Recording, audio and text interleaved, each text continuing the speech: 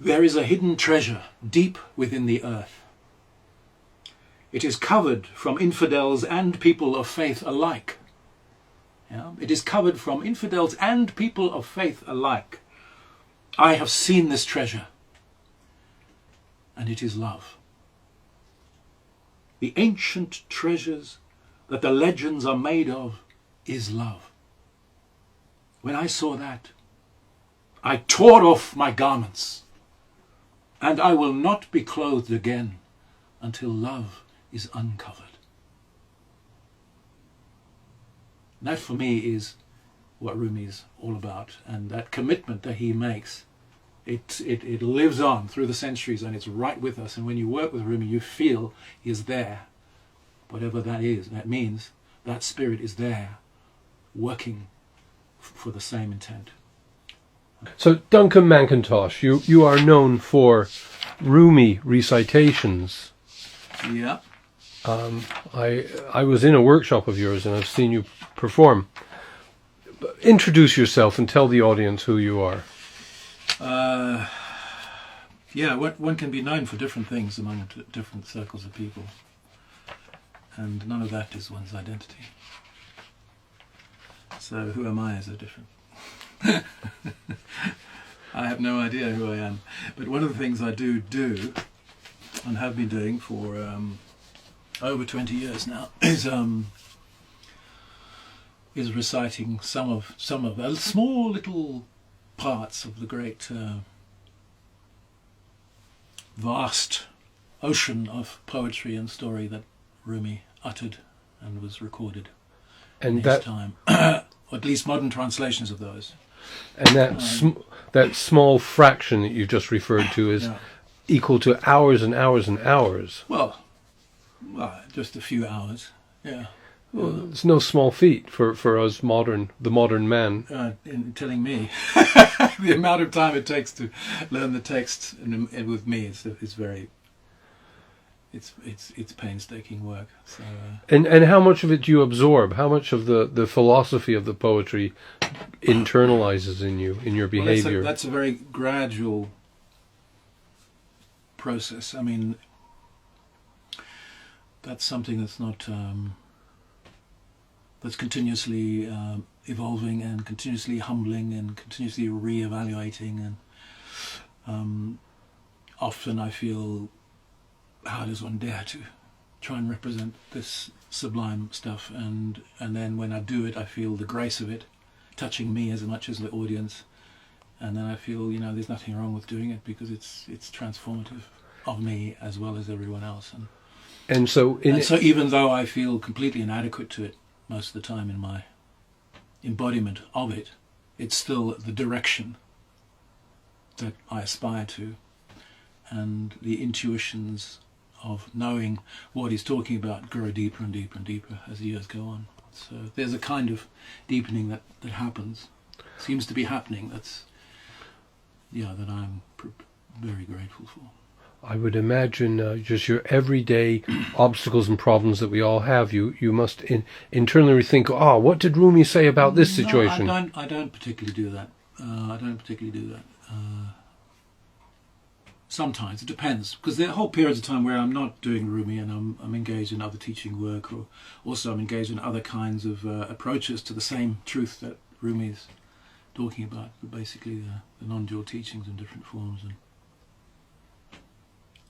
I'm not. I don't consider myself a follower of Rumi. I feel like Rumi is an expression of a truth that is universal, and an expression that is so sublime and so beautiful and so broad in its capacity to touch the soul, and so inclusive, that I consider it to be unique in the capacity to express spiritual realization in an artistic form, which is unique. I mean, an enlightened state and understandings of all the unenlightened conditions that we live in, and the attempt to, he speaks from an enlightened state, trying to draw people towards an understanding, people at every level. And I haven't come across anyone else who's able to do that. he is the most prolific poet ever in the history of human that we know. As far as I know, but it may not be true. Tens of thousands of poems, correct? Yeah. 60,000, I think. Oh, I used to know the figure, but I... How could it be possible? How could he have done this? How could anybody do this?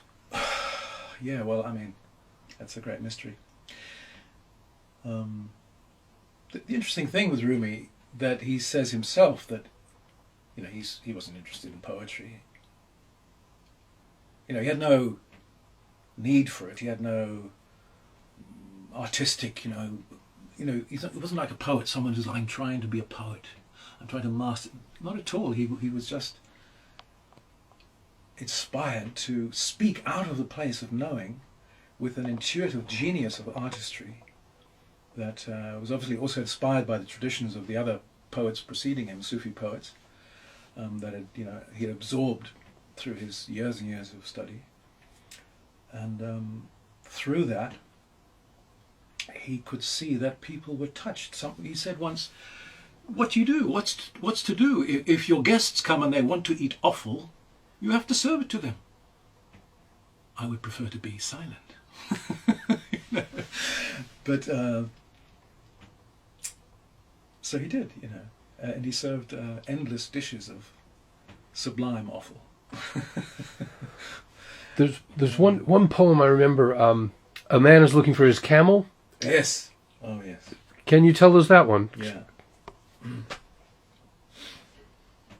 I'll just accompany it with this.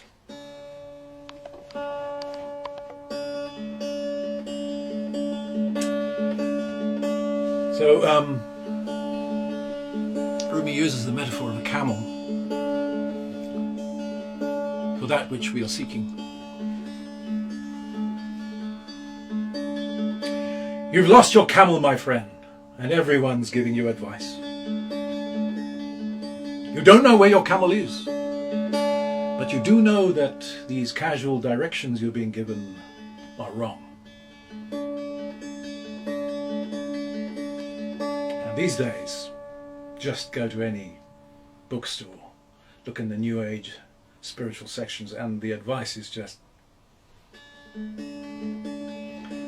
But he has this wonderful thing to say about it. He said, but you do know that these casual directions you're being given are wrong. Even someone who hasn't lost a camel, who doesn't even own a camel, gets in on the excitement. Yes, I've lost my camel too.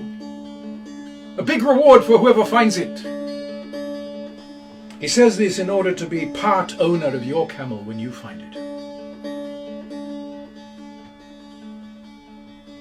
If you say to someone's helpful suggestion, no, I don't think so, the imitator says the same thing immediately. No, I don't think so either. When good information comes, you know it right away. You know it right away. That bit of information is medicine to you. It brings colour to your face, strength to your body. Your eyes brighten, your feet get lively and agile. You say, thank you, my friend. This truth you give feels like freedom to me. Please go in front, you be the leader. You have the scent of my camel better than I do. But the imitator doesn't feel the intensity of these clues. He hears your wild outcries, though, and gets some inkling of what it might be like to be close to finding a lost camel. You see, he has indeed lost a camel. He has, but he doesn't know it yet. He doesn't know it yet. Wanting. This is a great secret that Rumi speaks so beautifully. Wanting and imitating someone else's wanting has blinded him. Wanting and imitating someone else's wanting has blinded him. But the miracle is, as he follows along in the searching, calling out what the others call out, suddenly he sees his own camel browsing there, the one he didn't know he'd lost. Might take a long time to get to that point. He sees his own camel browsing there, the one he didn't know he'd lost. Only then does he become a true seeker. Only then does he become a true seeker. He turns aside and goes by himself towards his own camel.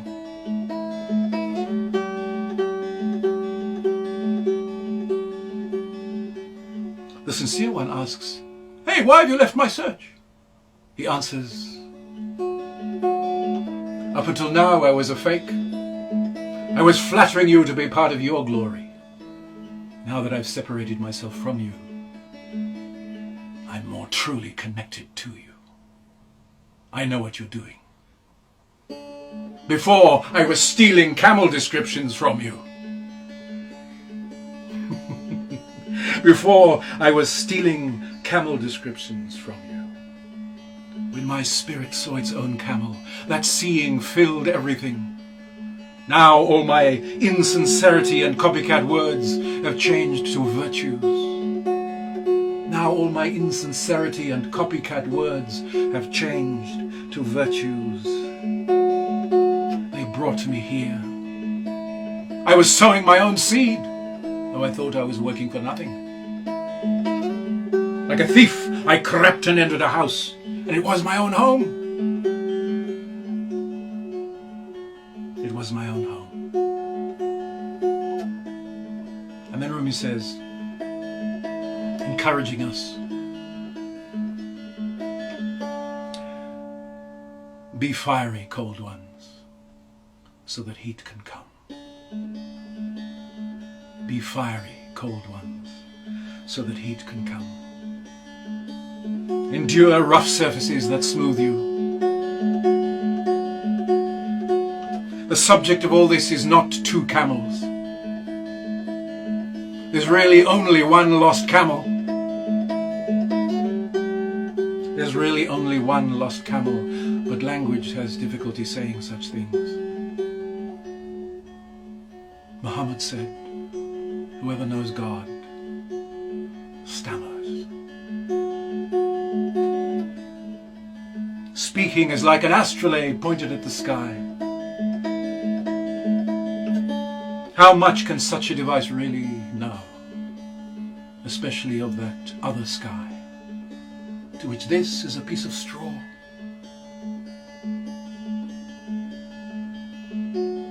That other sun, in which this is a fleck of dust.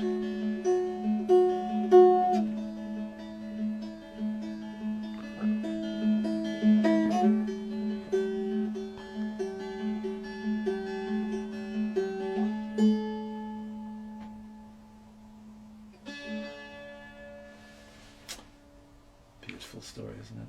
Oh, it was very beautiful. I can't clap. Don't clap.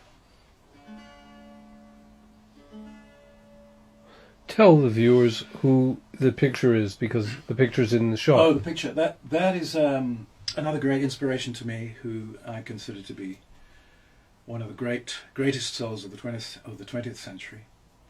Ramana Maharshi, great Indian saint, realizer of the non-dual reality. You mentioned this before. We'll go to that when you're ready. Please explain what it means, because you referred to Rumi a minute ago as non-dual teaching. Well, yes, Rumi includes that dimension. What does it mean? Well, it's difficult to explain, even to understand. Even I'm still trying to intuit and realize what that really is about. But at the heart of all the traditions is a realization that there is nothing separate from our true nature, which is consciousness, which is the absolute consciousness, and that everything is a manifestation of that. And those who have realized that truth profoundly in their direct experience, like Ramana Maharshi and like Rumi, speak from that place of utter unity, where they are quite conscious in a very, very straightforward way, which for us is kind of that